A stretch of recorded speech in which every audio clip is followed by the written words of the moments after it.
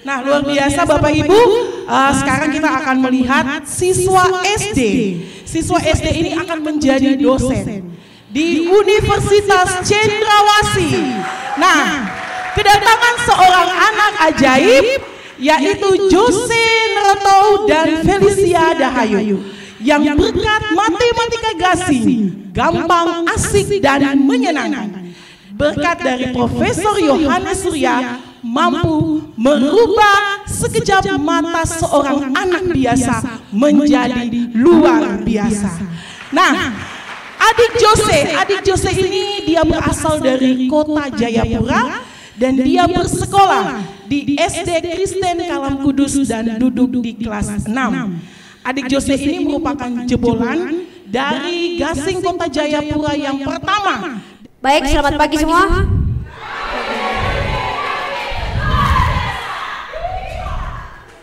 Sebelumnya saya berikan selamat pagi dulu kepada Bapak Rektor, lalu Bapak Dekan, dan Bapak Kepala Dinas Pendidikan Jayapura. Bapak Ibu kita berikan tepuk tangan. Iya. Nah, perkenalkan nama saya Jose Nerotou. Dan ini adalah kali pertama saya untuk memberikan materi di depan Bapak Ibu dosen serta kakak-kakak mahasiswa sekalian. Jadi mohon maaf kalau misalnya presentasi saya ini kurang sempurna.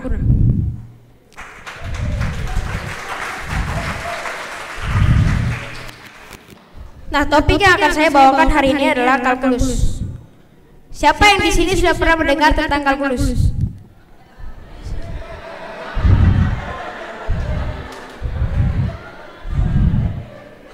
Menurut yang pada angkat tangan nih, kalkulus itu susah atau gampang? Susah.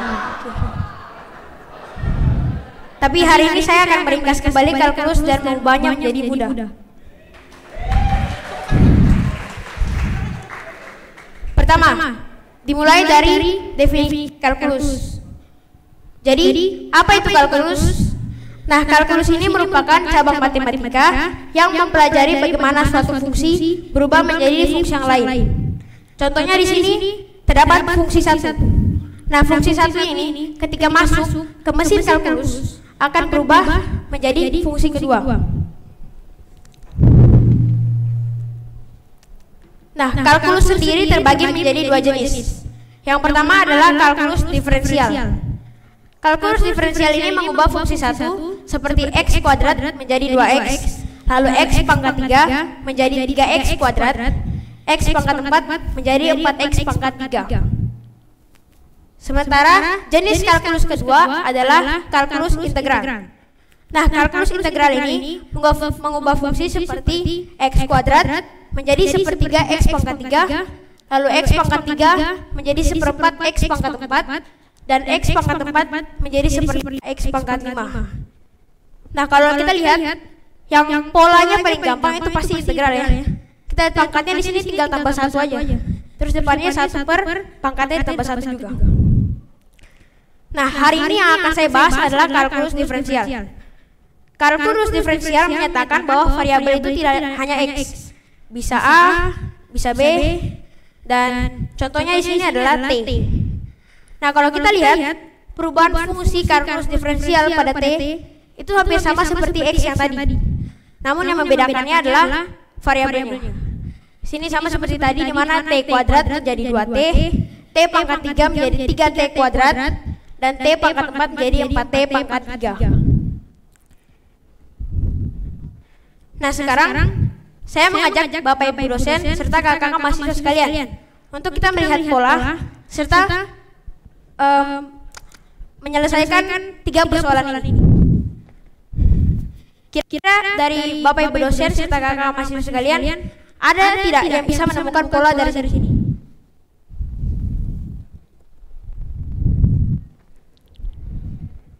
Baik, akan saya bantu.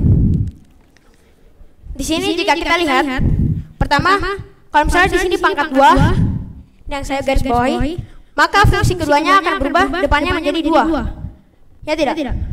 Kalau di sini pangkat 3, maka di sini perubahan fungsinya depannya 3. Jika di sini pangkat 4, maka perubahan fungsinya depannya 4.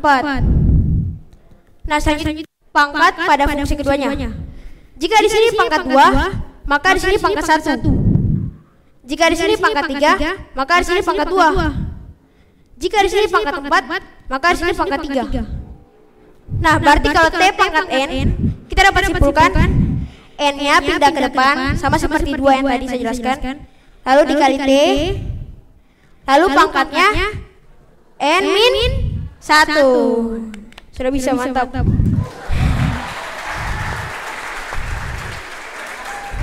Ini adalah pola kalkulus diferensial. Nah, berarti kalau misalnya sudah tahu polanya NT pangkat N-1, kira-kira 5T itu menjadi apa?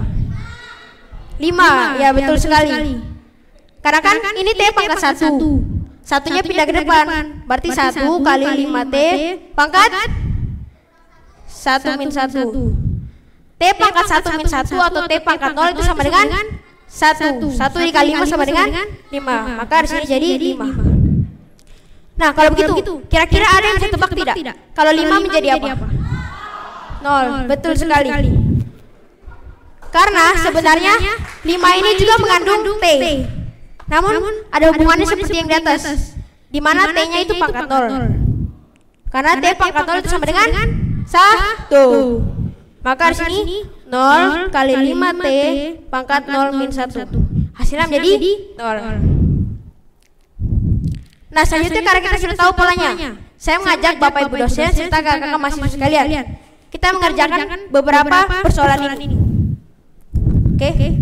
Yang pertama, 3T. Fungsi keduanya adalah 3. 4T kuadrat. Fungsi keduanya 8T. 6T pangkat 7. Fungsi keduanya betul. 90. Fungsi keduanya betul sekali. 12T pangkat 3. 25T pangkat 4. 100T pangkat 3. Lalu kalau AT pangkat B kali AT pangkat B min 1. Nah, sekarang saya akan menjelaskan contoh kalkulus diferensial dalam fisika. Sebelumnya, dalam fisika itu ada 2 fungsi yang sangat erat, yaitu fungsi jarak dan fungsi kecepatan. Di sini bisa kita lihat di tabel, di mana S adalah jarak dan V adalah kecepatan. Jika jaraknya 5T, maka kecepatannya 5. Jika jaraknya T kuadrat, maka kecepatannya 2T. Jika jaraknya T pangkat 3, maka kecepatannya 3T kuadrat. Jika jaraknya T pangkat 4, maka kecepatannya 4T pangkat 3. Jika jaraknya T pangkat N, maka kecepatannya T pangkat N-1. Nah, T ini artinya waktu ya, sekedar informasi. Nah, jika kita lihat di tabel ini, perubahan fungsi ini hampir sama seperti kalkulus diferensial yang tadi. Maka bisa kita simpulkan S atau jarak itu adalah fungsi 1, sementara V atau kecepatan adalah fungsi 2. Yang berarti jarak adalah perubahan fungsi dari maksudnya kecepatan adalah perubahan fungsi dari jarak. Nah, kalkulus itu mempelajari bagaimana perubahan dari T kuadrat menjadi 2T dan T pangkat N menjadi NT pangkat N min 1. Nah, kalkulus menemukan bahwa perubahan proses ini melalui proses yang dinamakan the first principle. Di sini sudah ada yang pernah mendengar tentang the first principle? Oke, jadi saya akan jelaskan. Apa sih itu the first principle? Pertama, di sini saya memiliki grafik S sama dengan T kuadrat, di mana S adalah sumbu Y, sementara T adalah sumbu X. Nah, selanjutnya saya mengambil sebuah titik. Contohnya saya ambil di sini. Nah, titik ini saya beri nama titik A. Titik A. Yang ini ya. Nah, titik A ini terjadi ketika sumbu T itu adalah T itu sendiri. Maka kalau misalnya di sini T, jarak dari 0 sampai ke sini itu dinamakan T kuadrat. Maaf, T kuadrat. Karena kan sumbu S adalah sumbu T dikuadratkan, ya kan? Yang ada di atas itu. Berarti kita bisa bikin sini. Oke. Nah, sekarang saya ambil lagi satu titik. Titik ini saya beri nama titik B. Oke. Nah, titik B ini terjadi ketika T sama dengan T plus A. Oke, T sama dengan T plus A. Maka kalau dari tadi kita bisa lihat kalau di sini T-nya di sini, maka di sini T kuadrat. Berarti kalau di sini T plus A, maka di sini T plus A kuadrat. Ya, betul sekali. T plus A kuadrat. Nah, kan awalnya kita mau cari kecepatannya untuk membuktikan the first principle. Maka di situ bisa tulis V atau kecepatan itu sama dengan. Nah, untuk mencari kecepatan kita harus membagi jarak dari sini ke sini. Ya, bisa lihat ya. Sini contohnya sini ke garis. Sini ke sini dibagi dengan jarak dari sini ke sini. Nah, jarak dari sini ke sini bisa kita namakan delta S, yang artinya selisih S. Oke, kita bikin. Sementara jarak dari sini ke sini kita bisa namakan delta T, yang artinya selisih T. Maka kecepatan itu adalah delta S per delta T. Nah, sekarang menurut informasi yang sudah saya berikan tadi, di mana sini T kuadrat, sini T plus A kuadrat, sini T plus A. Nah, kita sudah bisa menentukan delta S dan delta T-nya. Dimulai dari delta S. Nah, delta S kan jarak dari sini sampai ke sini. Ya kan? Berarti bisa juga kita kurangi jarak dari 0 sampai ke sini dikurangi dengan jarak dari 0 sampai ke sini. Di mana tadi jarak dari 0 sampai ke sini adalah T plus A kuadrat. Maka kita tulis T plus A kuadrat dikurangi dengan jarak dari 0 sampai ke sini, yaitu T kuadrat. Nah, sekarang kita sudah dapat delta S-nya. Sekarang kita cari delta T-nya. Delta T. Delta T adalah jarak dari sini ke sini. Oke, bisa kelihatan dari sini ya. Maka bisa kita juga buat 0 sampai ke sini dikurangi dengan 0 sampai ke sini. Nah, tadi 0 sampai ke sini kan apa? T plus A dikurangi dengan 0 sampai ke sini, yaitu T. Nah, di sini bisa kita operasikan karena di sini ada T, sini ada T. Maka hasilnya menjadi 0. 0 ditambah A. Maka di sini kecepatan itu sama dengan. Nah, kita sudah bisa ganti di sini. Berarti ds-nya adalah T plus A kuadrat dikurang T kuadrat. Lalu dibagi dengan delta T-nya, yaitu A. Nah, tapi ini belum selesai. Karena menurut the first principle, A atau selisih waktu itu harus yang paling kecil. Maka di sini kita harus tulis limit A mendekati 0. Yang artinya nilai A itu mendekati 0 atau yang sangat kecil. Nah, inilah yang dinamakan dengan the first principle. Nah, selanjutnya kita akan mencari kecepatan ketika S sama dengan T kuadrat. Maka kita tulis apabila S sama dengan T kuadrat, maka V-nya yaitu yang tadi T plus A kuadrat min T kuadrat dibagi A. Tapi ingat, A yang kita ambil harus paling kecil, maka harus kita tulis limit A mendekati 0. Di sini kalau T plus A kita kuadratkan, maka menjadi T kuadrat plus 2AT plus A kuadrat. Lalu dikurang dengan T kuadrat yang di belakang dibagi A. Tapi jangan lupa limit A mendekati 0. Di sini ada T kuadrat, di sini ada limit T kuadrat. Kita operasikan, maka menjadi 0. Nah, lalu maka tersisa di sini 2AT plus A kuadrat dibagi dengan A. Tapi jangan lupa limit A mendekati 0. Di sini keduanya kita bagi dengan A. Maka di sini menjadi 2T plus A. Kan sini kita hilangkan, terus ini menjadi A. Tapi jangan lupa apa?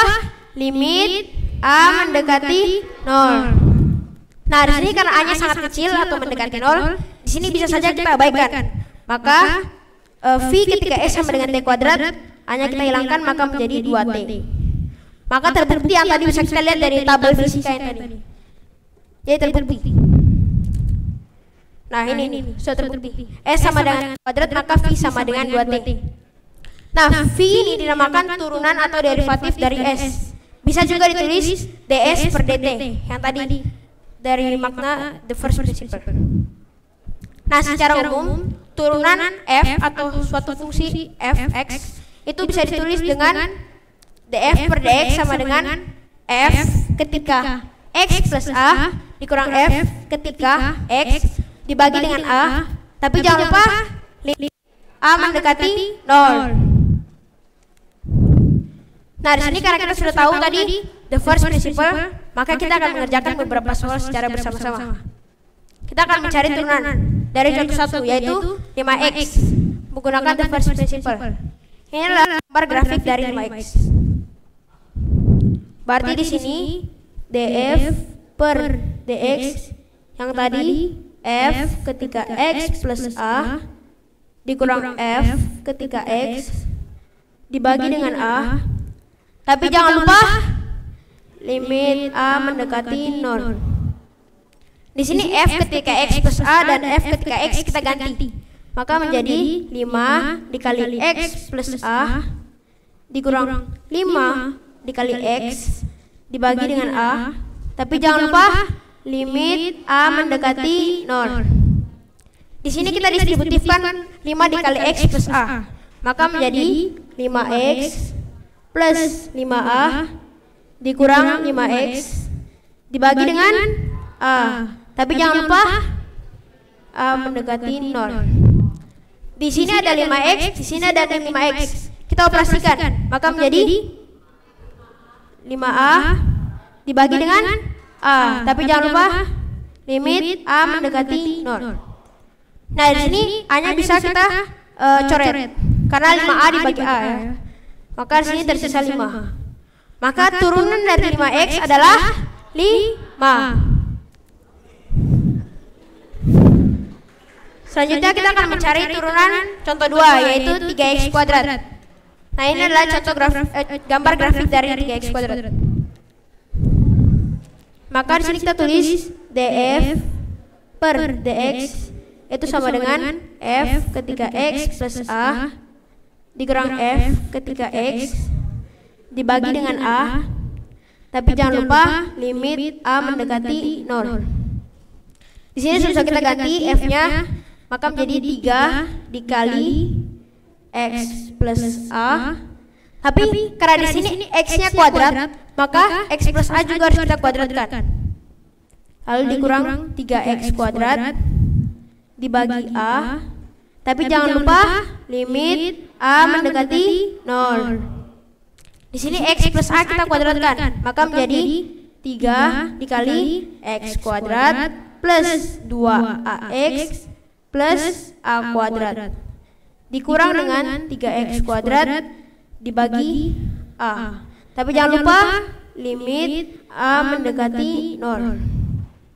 Di sini kita distributifkan, maka menjadi 3x kuadrat plus 6ax plus 3a kuadrat dikurang dengan 3x kuadrat dibagi a. Tapi jangan lupa limit a mendekati 0.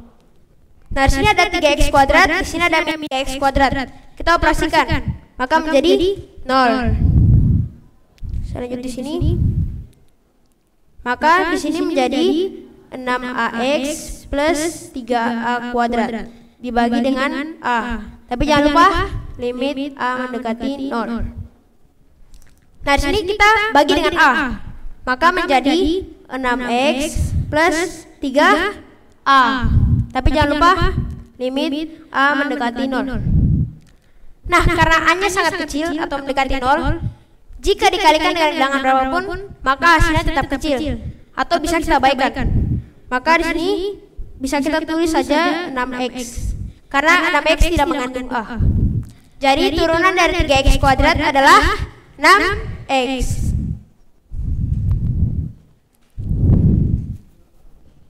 Nah, selanjutnya kita akan mengerjakan contoh ketiga, yaitu 1 per x. Ini adalah gambar grafik dari 1 per x. Maka di sini bisa kita tulis tadi df per dx itu sama dengan f ketika x plus a dikurang f ketika x dibagi dengan a. Tapi jangan lupa limit a mendekati 0. Di sini sudah bisa kita ganti.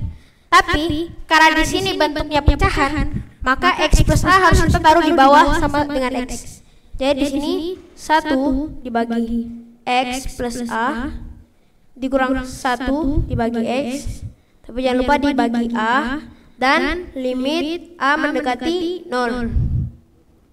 Nah, di sini kita samakan kelompok atau penyebut dengan x dikali x plus a. Maka di sini menjadi x dibagi dengan x kali x plus a dikurang x plus a dibagi x dikali x plus a dibagi dengan a. Tapi jangan lupa limit a mendekati 0. Nah, di sini karena penyebutnya sudah sama bisa kita operasikan. Maka di sini ada x, lalu di sini ada min x plus a. Di sini x bisa kita coret atau hasilnya menjadi 0. Maka di sini tersisa minus a dibagi dengan. Lalu ini kita distributifkan. Maka x dikali dengan x plus a adalah x kuadrat plus ax. Oke, lalu dibagi dengan a. Tapi jangan lupa limit a mendekati 0. Nah, sekarang a yang di bawah kita bagi dengan a yang di atas. Maka menjadi minus 1 dibagi dengan. Nah, seperti yang tadi saya bilang, kalau a-nya mendekati 0 atau kecil, jika dikalikan dengan belakang berapapun maka hasilnya tetap kecil. Maka di sini yang tidak mengandung a hanyalah x kuadrat. Berarti kita tulis x kuadrat. Atau bisa juga kita tulis min x pangkat min 2. Oke. Jadi turunan dari 1 per x adalah min x pangkat min 2.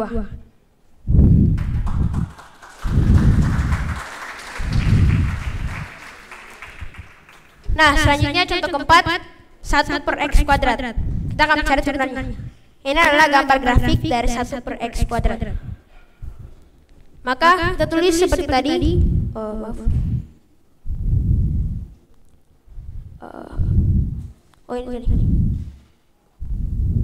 Oke, kita tulis df per dx itu sama dengan f ketika x plus a dikurang f ketika x. Tapi jangan lupa dibagi a dan limit a mendekati 0. Maka di sini kita ganti menjadi 1 dibagi x plus a. Namun kan di sini x-nya kuadrat, maka x plus a juga harus kita kuadratkan. Lalu dikurang 1 dibagi x kuadrat. Tapi jangan lupa dibagi dengan a dan limit a mendekati 0. Nah, di sini kita samakan penyebut atau kelompok. Maka di sini menjadi x kuadrat dibagi dengan x kuadrat dikali x plus a dikuadratkan dikurang x plus a dikuadratkan dibagi dengan x kuadrat dikali x plus a dikuadratkan dibagi a. Tapi jangan lupa limit a mendekati 0.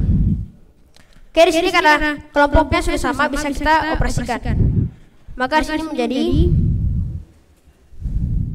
x kuadrat min x plus a dikuadratkan dibagi dengan x kuadrat kali x plus a dikuadratkan lalu dibagi dengan a. Tapi jangan lupa limit a mendekati 0. Di sini kedua x plus a yang kuadrat itu kita kuadratkan. Maka menjadi x kuadrat min x kuadrat ditambah 2ax ditambah a kuadrat. Lalu dibagi dengan x kuadrat dikali x plus a sini x kuadrat plus 2ax plus a kuadrat. Lalu dibagi dengan a.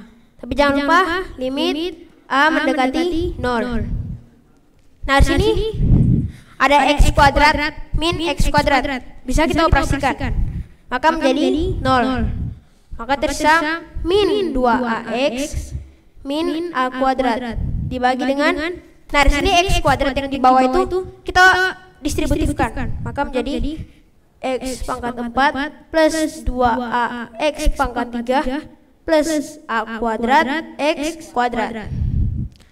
Nah, oke, tapi jangan lupa apa? Dibagi dengan A dan limit A mendekati 0.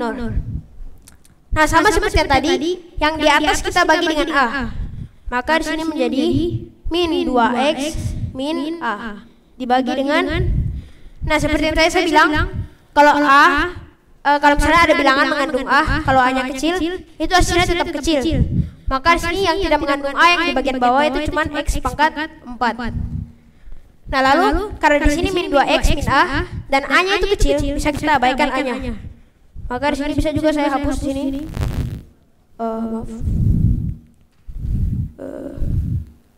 Min 2X dibagi dengan X pangkat 4. Nah, di sini ada X, di situ juga ada X, yang atas dan yang bawah ada X. Bisa kita bagi dengan X keduanya. Maka di sini jadi 1, di sini jadi X pangkat 3. Atau bisa kita tulis min 2 X pangkat min 3. Maka turunan dari 1 per X kuadrat adalah min 2 X pangkat min 3.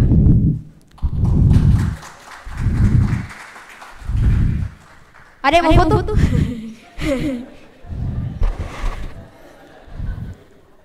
Sampai sini sudah paham? Paham? Oke, paham ya. Mana yang tadi bilang paham? Sekarang kita akan mengerjakan soal bersama-sama lagi. Oke, di sini 2X plus 1. Kalau misalnya ada penjumlahan seperti ini, kita turunkannya 1 per 1. Maka kita turunkan 2X dulu, lalu ditambah dengan turunan dari 1. Maka di sini F aksen atau turunannya adalah turunan 2X apa? 2. Turunan 1 0. Atau bisa kita tulis. Maka turunan dari 2X plus 1 adalah 2. Nah sekarang nomor 2 kan pasti gampang. Saya akan tunjuk satu orang untuk maju.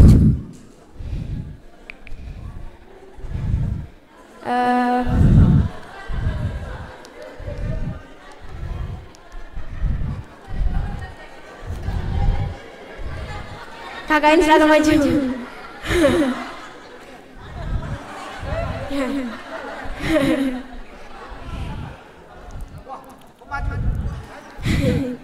Turunan 6X pangkat 3.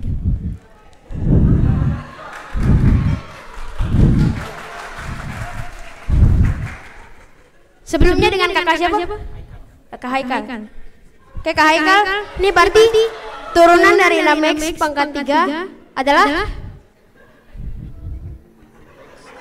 3 pindah ke depan kan? Berarti 3 dikali 6X pangkat 3 min 1. Maka menjadi 18X pangkat 2. Nah selanjutnya turunan dari 7X pangkat A adalah 7A AX pangkat A min 1. Nah kita akan mencari turunan dari sin X. Ini adalah gambar grafik dari sin X. Maka kita tulis DF per DX itu sama dengan F ketika X plus A dikurang F ketika X lalu dibagi dengan A. Tapi jangan lupa limit A mendekati 0. Di sini berarti kita ganti menjadi sin dari X plus A dikurang sin X lalu dibagi dengan A. Tapi jangan lupa limit A mendekati 0. Nah di sini sin X plus A itu sama dengan sin X cos A, oke, ditambah dengan cos X sin A dikurang dengan sin X lalu dibagi dengan A. Tapi jangan lupa limit A mendekati 0. Oke. Sampai sini ada pertanyaan? Oke, tidak ada. Di sini karena A-nya mendekati 0, maka di sini cos dari A mendekati 0 itu mendekati 1. Terus ini kita bisa tulis 1. Lalu di sini karena A-nya mendekati 0, maka sin dari A mendekati 0 itu mendekati A. Maka di sini kita tulis A. Maka di sini tersisa sin X plus cos X dikali dengan A dikurang dengan sin X lalu dibagi dengan A. Tapi jangan lupa limit A mendekati 0. Di sini sin X yang ini min sin X itu sama dengan 0. Lalu A yang ini kita bagi dengan A yang di bawah, yang ini. Kita bagi. Maka di sini tersisa cos X. Maka turunan dari sin X adalah cos X. Selanjutnya kita akan mencari turunan dari cos X. Ini adalah gambar grafik dari cos X. Maka di sini kita tulis df per dx itu sama dengan cos dari x plus a dikurang dengan cos x dibagi dengan a, tapi jangan lupa limit a mendekati 0. Di sini berarti cos x plus a itu sama dengan cos x cos a min sin x sin a, lalu dikurangi dengan cos x. Tapi jangan lupa dibagi dengan A dan limit A mendekati 0. Nah, tadi seperti saya bilang, ketika A-nya kecil atau mendekati 0, maka cos A mendekati 0 itu sama dengan, itu hasilnya mendekati 1, maka kita ganti 1. Lalu, sin A ketika A-nya mendekati 0, itu mendekati A, maka kita ganti A. Maka sini tersisa cos X min sin X dikali dengan A dikurang cos X. Nah di sini cos X dibagi dengan A, tapi jangan lupa limit A mendekati 0. Di sini cos X dikurang dengan cos X yang di belakang, hasilnya 0. Lalu A yang ini kita bagi dengan A yang di bawah, maka hasilnya menjadi 1. Maka turunan dari cos X adalah min sin X. Oke. Nomor 7, kita akan mencari turunan dari tan X. Nah, perlu diketahui dulu tan X itu sama dengan sin X dibagi dengan cos X. Nah, di sini kan ada dua fungsi. Maka kita bisa buat sin X itu menjadi U, lalu sementara cos X itu menjadi V. Maka sekarang fungsinya menjadi U per V. Maka df per dx itu sama dengan, nah kalau misalnya ada dua fungsi seperti u per v ini, cara menyelesaikannya adalah u aksen dikali v dikurang u kali v aksen. Nah sekedar informasi, aksen itu artinya turunan. Jadi turunan u dikali v dikurang u dikali turunan v, lalu dibagi dengan v kuadrat. Oke, dibagi dengan v kuadrat. Maka di sini u aksen berarti turunan dari sin x. Turunan sin x tadi apa? Cos x dikali dengan v-nya yaitu cos x dikurang dengan u-nya apa? Sin x.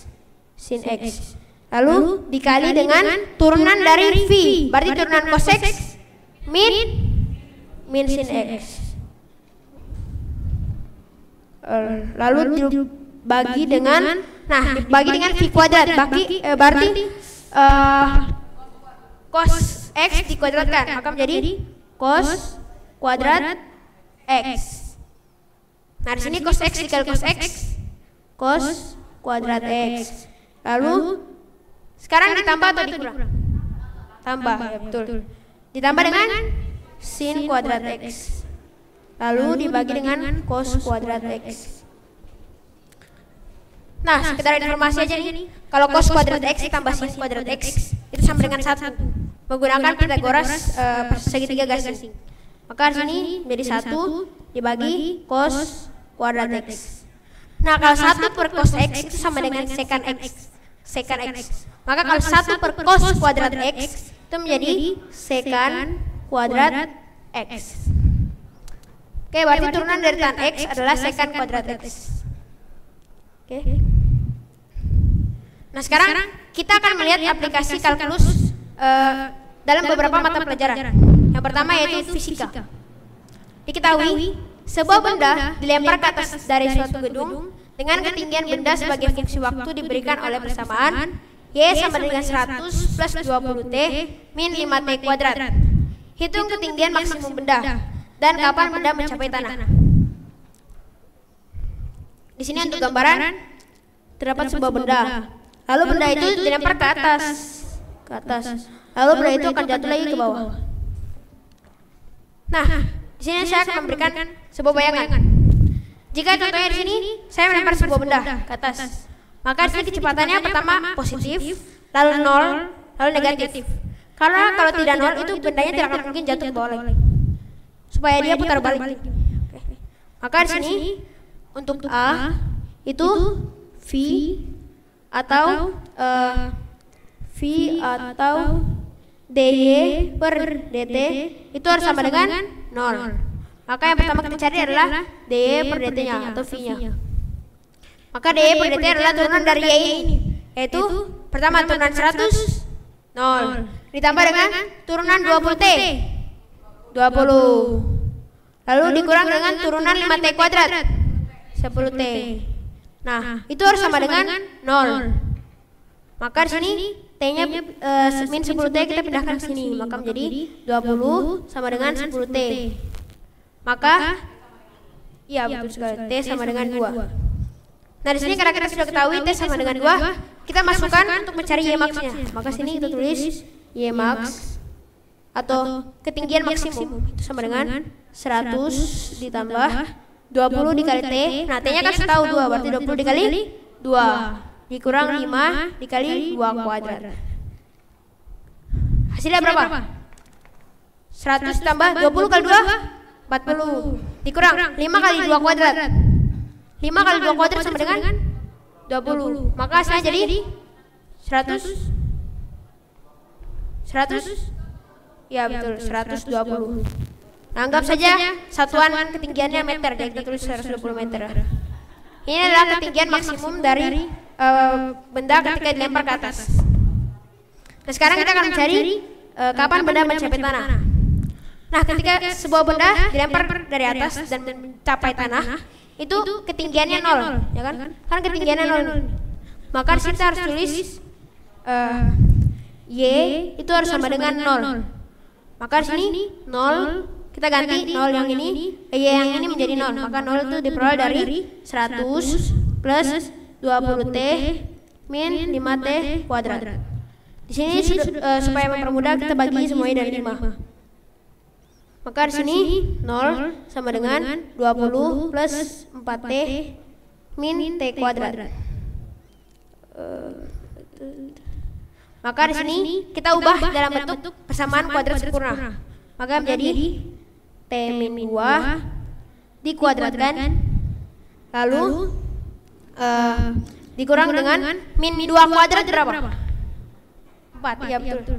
Lalu dikurang dengan 20 yang ini, dikurang 20 itu harus sama dengan 0. Maka T-nya adalah, nah kita taruh sini 2 di depan plus minus akar dari, ini kan min 4 min 20 berapa? Min 24. Min 24 pindah ke sini, maka menjadi 24. Maka di sini 2 plus minus akar dari 24. Maka sini 2. Nah, kita ambil yang positif, yaitu plus. Nah, akar 24 itu sama aja dengan 2 akar 6. Karena 2 kuadrat 4. 4 dikali 6 24. Maka di sini kapan benda mencapai tanah adalah 2 plus 2 akar 6. Nah, anggap saya satuan waktunya detik. Pasti kita tulis detik. Oke. Sekarang kita akan lihat aplikasi kalkulus dalam mencari luas maksimum.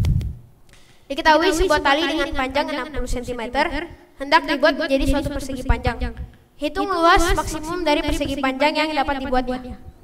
Maka di sini untuk gambaran saya membuat sebuah persegi panjang. Lalu persegi ini itu memiliki keliling 60 cm karena terbuat oleh tali yang sama. Maka di sini kalau misalnya saya taruh di sini X, di sini X, maka di sini ditambah yang di sini itu harus 60 min 2X. Nah, 2X ini dapat dari X tambah X. Oke, maka di sini 60 min 2X, tapi karena di sini ada 2 sisi yang sama, maka di sini kita harus bagi 2. Maka di sini jadi 30 min X. Di sini 30 min X, di sini 30 min X. Oke. Nah, untuk luasnya sendiri itu X dikali dengan 30 min X. Nah, X dikali 30 min X. Karena kan luas persegi panjang dikali lebar. Maka di sini menjadi 30X min X kuadrat. Nah, tapi karena yang dimintanya luas maksimum, maka seperti yang tadi kalau misalnya kita lihat aplikasi kalkulus dan fisika, itu harus ada yang nol, yaitu turunannya. Maka di sini untuk mencari luas maksimum, L aksen itu harus sama dengan 0. Nah, L aksen atau turunan L adalah 30 min 2X. Nah, itu harus sama dengan 0. Maka X-nya sama dengan 15, ya betul. 2X pindah ke sebelah terus 30 per 2. Nah, di sini kita sudah ketahui X-nya 15. Untuk mencari luas maksimumnya, di sini kita masukkan X ke persegi panjang ini.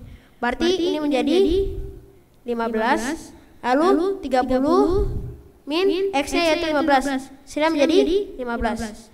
Maka L max itu sama dengan 15 dikali dengan 15. Saya bantu ya, 15 kali 15. Menggunakan gasing. Kalau menggunakan gasing kita mengerjakan dari depan. Berarti di sini 1 dikali 1 1. Lalu 1 dikali 5 ditambah 5 dikali 1. Ya, dia kayak silang gini. Nah, gini. Berarti 1 kali 5 5. 5 ditambah 5 dikali 1 5 ditambah 5 10. Berarti sini 10. Tapi kita harus tulis 1 kecil 0 besar. Ya, 10 kita tulis 1 kecil 0 besar kalau menggunakan gasing. Lalu yang terakhir 5 ini kita kalikan dengan 5 ini. Maka menjadi 25. Maka hasilnya adalah 225 atau luas maksimumnya sama dengan 225 cm kuadrat atau persegi. Oke. Selanjutnya kita akan lihat aplikasi kalkulus dalam biologi. Diketahui pertumbuhan populasi bakteri di suatu lokasi dapat digambarkan dalam rumus P sama dengan 1000 E pangkat 1 T. P adalah jumlah populasi, sementara T adalah waktu dalam jam. Yang ditanya tentukan laju pertumbuhan populasi pada saat T sama dengan 3 jam. Nah, yang pertama kita lakukan adalah kita lihat dulu, ini bakterinya betulan bertambah atau tidak. Dengan cara kita melihat P ketika T sama dengan 0. Berarti di sini 1000 dikali E pangkat 0,1 dikali T-nya itu kan 0. Berarti sini kita tulis 0. Nah, 0,1 dikali 0 sama dengan 0. E pangkat 0 tadi sama dengan apa? 1. Maka 1 dikali 1000 1000. Oke. Selanjutnya kita cari jika P ketika T sama dengan 1.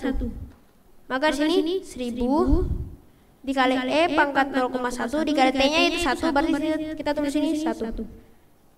Berarti sini 1000 E pangkat 0,1. Nah, untuk mencarinya kita akan membuktikan menggunakan kalkulator. Oke. Sini berarti 1000 dikali dengan E pangkat 0,1. Hasilnya adalah 1105. Berarti di sini 1105 bakteri. Nah, kalau kita bandingkan ketika T sama dengan 0 dan T sama dengan 1, setiap waktunya bertambah, maka bakterinya juga ikut bertambah. Berarti dapat disimpulkan bakterinya memang benar-benar bertambah. Nah, karena dimintanya laju pertumbuhan atau kalau laju kan tadi V atau kecepatan atau dP per dt. Maka di sini kita tulis dP per dt sama dengan berarti turunan dari 1000 E pangkat 0,1 T. Berarti 1000 dikali E pangkat 0,1 T. Nah, terus dikalikan dengan turunan dari pangkatnya, yaitu turunan dari 0,1 T adalah 0,1. Berarti di sini 1000 dikali 0,1 itu sama dengan 100, ya betul. 100 E pangkat 0,1 T. Nah, ini kita sudah dapat laju pertumbuhannya. Sekarang yang ditanyakan ketika T sama dengan 3 jam. Maka di sini kita harus buat 100 dikali E pangkat 0,1 dikali T-nya kan 3 jam, berarti dikali 3. Maka di sini 100 E pangkat 0,3. Nah, untuk mencarinya kita akan menggunakan kalkulator lagi. Berarti di sini 100 dikali E pangkat 0,3. Nah, ini 134,9. Atau bisa kita bulatkan 135 aja. Berarti di sini 135 bakteri per jamnya. Karena yang diminta adalah laju pertumbuhan. Oke, sampai sini ada pertanyaan? Tidak? Oke. Nah, sekian presentasi saya. Belum ya.